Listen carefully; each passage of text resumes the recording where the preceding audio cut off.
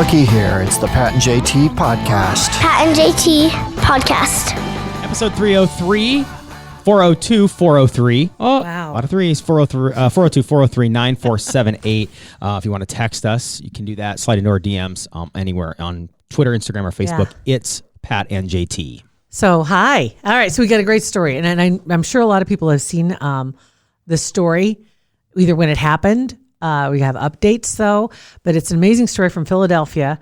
And I saw it on Saturday, right when it happened, Friday night to Saturday morning in Philadelphia.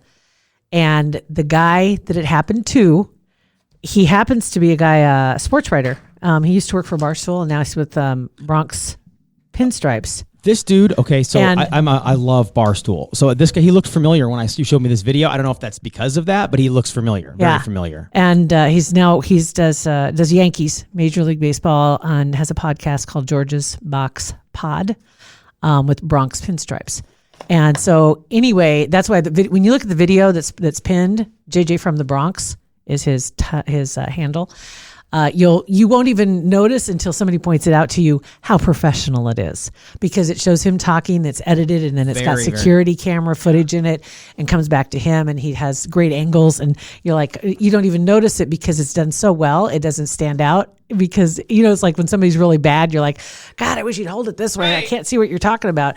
It was so good. And then I'm like, well, duh, he's a camera guy too. It better be good. Yeah. So anyway, this is the guy telling his story. His name's Jack. This morning at 4 a.m., my wife woke me up and said, our baby's fine, our 1-month-old is fine, but there is a puppy in our house. I just went to go get a pacifier downstairs, and there was a puppy in our house. So confused. I get up, I go downstairs, and there's a puppy in our house. The front door is locked, the back door is locked, windows are locked. Kind of this mystery puppy in our house. How did this happen? And when I checked security footage, and it looks like, based on me just being a tired dad with a 1-month-old, when I came in from walking the dog, I closed the door, the bottom handle locked, and something didn't catch. So at some point in a storm last night, the wind blew the door open. In blowing the door open, our front door was open for a couple hours. And at 3:15, a injured, malnourished dog limped into our house. So sad. About 20 minutes later, with all the terrible things that could happen in that situation, a guy went by and actually yelled to make sure everything was okay and pulled the front door to our house closed. Thank you to him. We brought the puppy in. It was scared, limping, malnourished. We put it in a pen. We called animal control first thing in the morning, and they said, you can come in, surrender it, and it kind of goes into the system. Our other option was to go to vet. We went to the vet, checked. There was no chip. Even if there was a chip, this dog is in such bad shape. Whoever would have had it is a terrible person. So we've decided to keep the dog, and she's 9 years old, and we're going to give her a dignified end of her life. Now, a lot of people have said if you start a GoFundMe or something like that, we'd be happy to donate. So what I'm going to do is I'm going to open my Venmo. If you'd like to make a donation and help with some of the medical costs to take care of fleas, ticks, infections in the foot, dental work, heart murmur, and several other things we're going to find along the way, that you're more than welcome to. If no one donates anything, this dog, we're going to take care of her regardless. If you donate and we get more money than what we need, we're going to find a worthy cause. We're going to make that donation. We're going to turn this negative into a positive for the holiday season. We didn't expect it, but of all the bad things that could happen when your front door is left open, Right. To end up with a sweet dog who just needs a good home, wow, this could have gone a lot worse. Happy holidays. Yeah, very lucky. Isn't that something? The guy that popped his head in the door and yelled to make sure everything was okay. At 3:20 in the morning. Yeah, not many people are walking around at 3:20 in the morning that don't have harmful things on their mind. Or being a good guy, you see a door propped open. Do you go near it? Because you're probably afraid something's going on in there. Yeah, I wouldn't go near it. It's crazy. So updates. So many things have happened. They've been in a lot of newspapers on the East Coast, obviously, and on morning TV shows, other TV shows, et cetera. On the East Coast primarily. We're going to see more of it, no doubt. You're going to see them. They named the dog Susie. And I think it's Susan Pupperton or Susan Pupman or something like that on Instagram. Susan Pupman on Instagram if you want to follow along. And it's Suzyn. Susan Pupman. I'll look it up while you're Look it up. Susan, Suzyn? Suzyn. Pupman. Pupman, yes. Okay. Susan, a.k.a. Susie. Susie is 9 years old, like you said. And when you mentioned that list of things that are wrong, she's missing some pads on her feet. No doubt frostbite might be a part of that. One leg was broken, I do believe, and they were going to have to fix that. Fleas like crazy, and had an interesting little tip in there, was giving her the flea shampoo, and so they had to keep her in the shower for 5 minutes to let it sit, and then had to vacuum everywhere she had been in case of fleas. But they put a flea collar in the vacuum before you vacuum to kill the fleas. That's a great little tip, little pro tip. Pro tip when you're vacuuming the fleas. Jeez, that's a great idea. All right. So anyway, let's see, what else can we update? Oh yeah. Okay. Just a couple of the things that people had said. And believe me, there's just thousands of people are following, and it's crazy. I think somebody mentioned one time on Twitter, it had over 220,000 views on that video. What's it at now? 608,000. Okay. It's up a bit. It's crazy. One said fairy tale stuff. JJ, great stuff you're doing. Another one, I love this, says an angel blew your door open. Then she whispered to the dog that he'd be okay. The dog summoned up the courage to take a chance. The dog now has a life in protection for the first time. Angel's work is done. The angel knew the right door to open. Merry Christmas. That's pretty cool. I got about goosebumps on that one. I did too. And this was just some of the comments that are underneath. And then the one that really blew me away was this Sarah Spills, and she says the guy who shut the door is S. Grendling or Greenling. It's spelled like friend, but G-R, Grendling, whatever, S. Grendling. And she went on to say, JJ responded, so he's obviously keeping tabs of the responses, and said, "Are you serious? How do you know?" And said, "I just wanted to spread the word. He doesn't really use Twitter. Thank you so much." Next thing you know, there's a post that she retweets another post from Instagram. She was on Instagram. And anyway, Steve had a screenshot of a post from Facebook that somebody said, looking, and it's to this group called, it's in Fishtown is the area, Fishtown in Philly. Fishtown is awesome. That's the name of the group. Looking for this guy that was walking down the street in Fishtown at 3 a.m. last night. He closed someone's door he saw wide open. An actual human being here in Philly that did something good. Homeowner is looking to thank him. And while the door was open, an injured dog found her way in there, and the homeowner took her right to the vet and is keeping her. He had reposted that screenshot with simply the words speechless, because he didn't know what had happened after he shut that door. He just shut the door and walked on. And now he's got thousands of people looking for him. And then somebody posted on his page, said, "Oh my God, I love you." It's a guy, and just exclamation points. And he replied back, says, hold on, Alex, about to tag you in something. Over 200,000 views on Twitter. I can't believe this. I just thought I was helping a neighbor. And somebody else said, "How did you find this? Did you comment and say, that's me, everybody freaked out with excitement?" No, this friend of his, he said, used to live in Fishtown and is part of one of the community groups. She saw the post and recognized me. And here we are. That's cool. And so they found the guy that shut the door. Did anybody ask what he was doing out at 3:30 in the morning post-storm? I don't know, because he wasn't walking a dog. He wasn't anything like that. I want to know what the heck he was doing out there. Walking along on Saturday morning in a storm at 3 o'clock in the morning. I don't know, but it's a neighbor, obviously, so who knows? I mean, I would automatically assume that something not right was going on, and I think I would have. I would have called the police. Probably. That's the crazy part. Just seeing the door standing, and this is like a row of houses, like walk-ups. They aren't like individual homes on lots. This is like a row of houses that you imagine in the downtown urban areas in big cities, right? I would have called the police, seeing the door just had. Well, because you go up there and the door, it's 3:30 in the morning, door's open. You get then my brain would be you go get your fingerprints on the knob, and then there's a whole family that's all diced up inside, and then you've got your fingerprints on the knob at 3:30. Sorry, too much Dateline. I would have just scooted on past. Too much Dateline. I would have called the cops. That would have been my response, I think. More, and then on the other side, the guy that did this, Jack Jokinen, I think this is Jokinen, Jokinen. He was commenting in other areas and on some of the TV shows, but it's so many other things could have happened as far as like other animals. Sure. Oh yeah. Could have easily gotten in there, let alone bad people. Had to scare him to death when he came downstairs and saw and there's a puppy. Probably, I wonder if he heard the door shut. Probably heard the guy yell and heard the door shut, and that probably woke him up. Woke him up, but he didn't know what he heard. Right. Like, what was it? Like a dream or what? Yeah. And go downstairs, and there's a puppy, and it had to be like 2 degrees downstairs.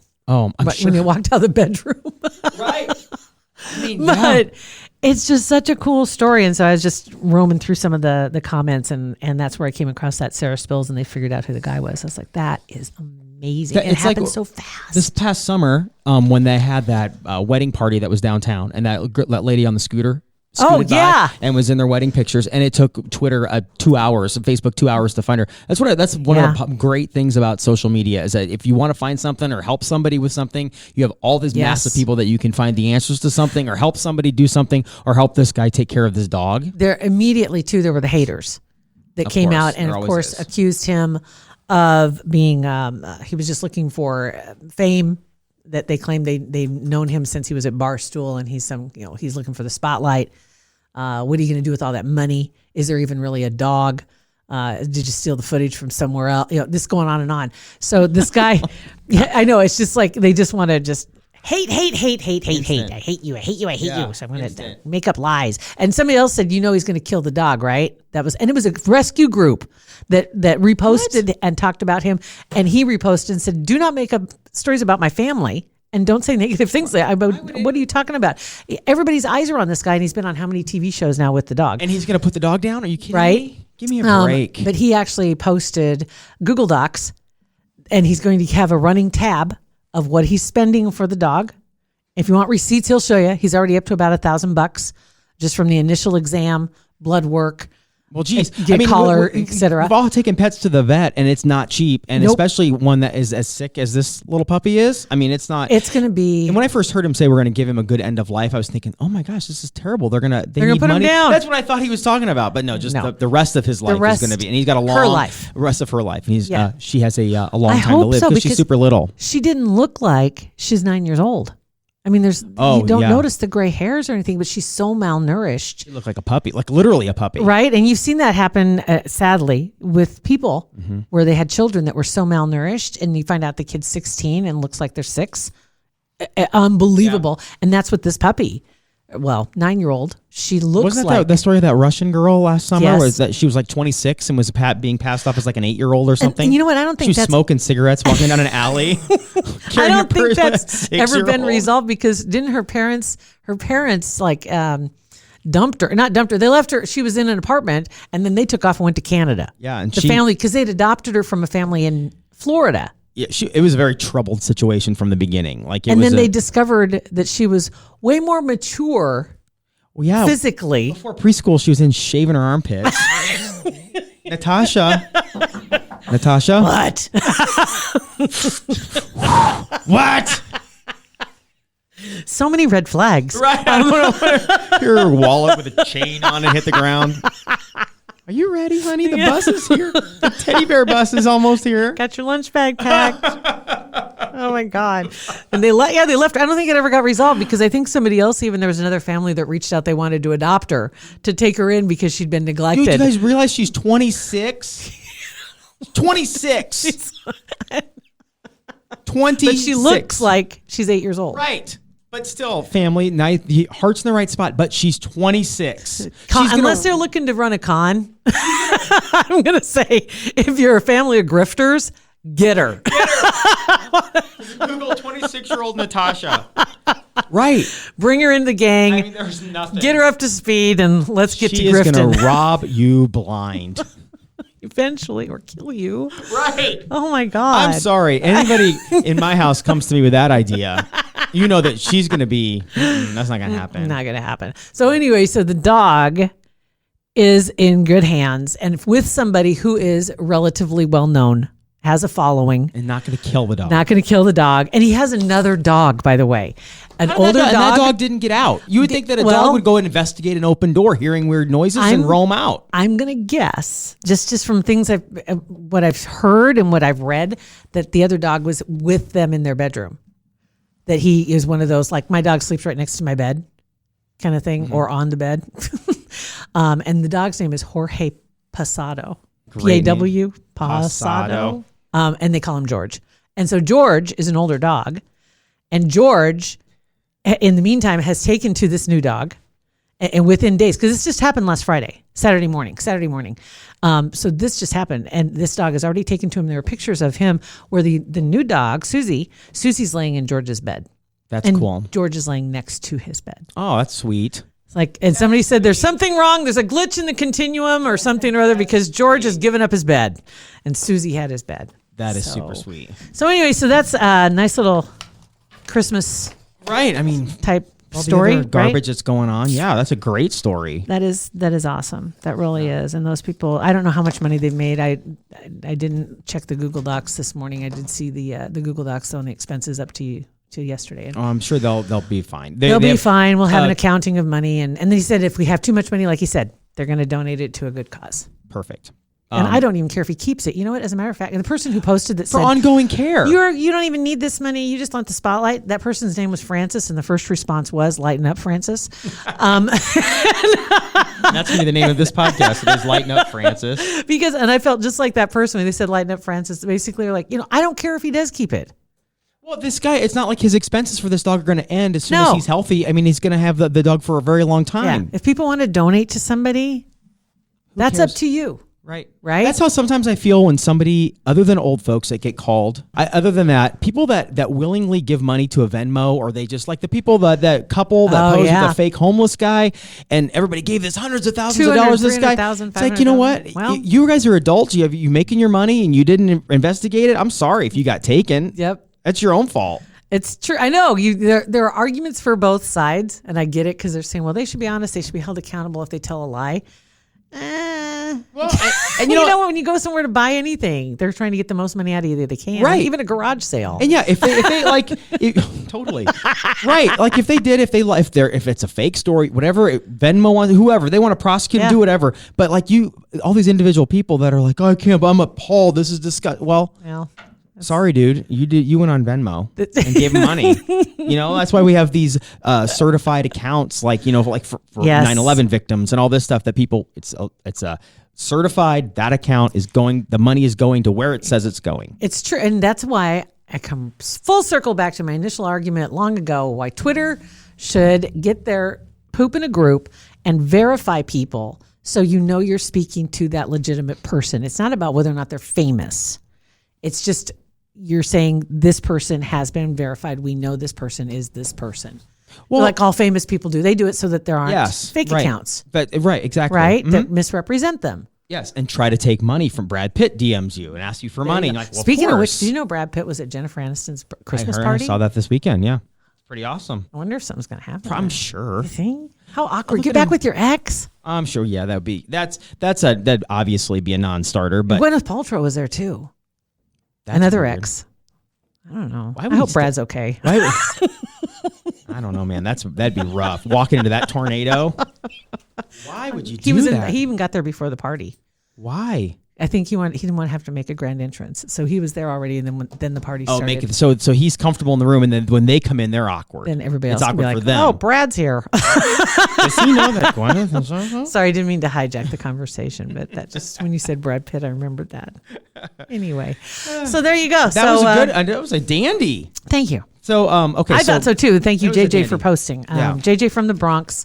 And it's retweeted on ours, and we'll post a link on our Facebook page. All the good stuff, all that fantastic fun stuff. So 402-403-9478. Speaking of Twitter, Instagram, and Facebook, it's Pat and JT. ITS, Pat and JT.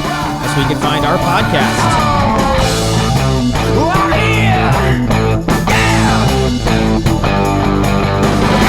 Pat and JT podcast, a Parkville Media Production.